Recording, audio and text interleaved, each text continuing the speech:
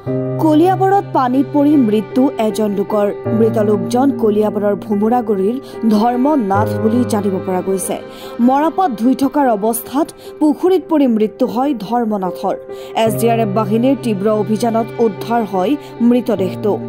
ঘটনাস্থলীত দণ্ডাধীশ উপস্থিত হৈ মৃতদেহটো মৰণোত্তৰ পৰীক্ষাৰ বাবে প্ৰেৰণ কৰে।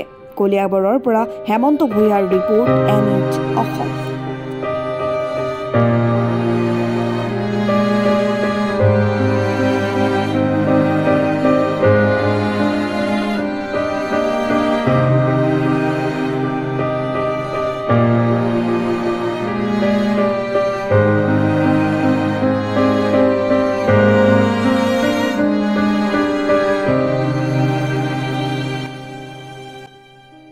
মানুহজনে এই মৰা ফটো যে ঢাকি আছিলে, মই আহিছো, আহি কৈছো পাত কেনেকুৱা গেলিছে, কৈছে যি জাক দিলে জাক চব ভাঙি চিঙি গ'ল।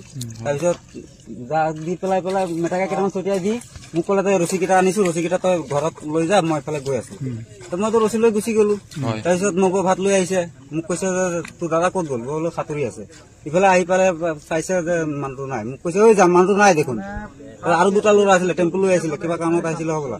তাৰপিছত সিহঁতক বিচাৰিছে কৰিছে, পিছত মানুহ হেৰি কৰিলো, মাতিলো, মাধৱদাক ফোন কৰিলো, আহি তেতিয়াৰ পৰা পোৱাই নাই ন?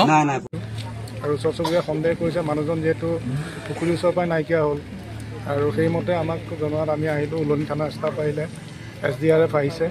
অহাৰ পিছত তেওঁলোকে অভিযান চলাই আছে, SDRF অভিযান চলাই আছে। কিন্তু মানুহজন এতিয়ালৈকে পুখুৰীত পৰিছে নাই এইটো সন্দেহৰ আৱদ্ধত আছে, আৰু এতিয়ালৈকে কোনো তেনেকুৱা উদ্ধাৰ কাৰ্য চলি আছে, উদ্ধাৰ হোৱা নাই। মানুহজনৰ বয়স কিমান হ'ব? মানুহজনৰ বয়স পৰিয়ালৰ লোকে কোৱা মতে 52 বছৰমান হৈছে। গাঁওখনৰ নাম ক'ত? ভোমোৰাগুৰি গাঁও।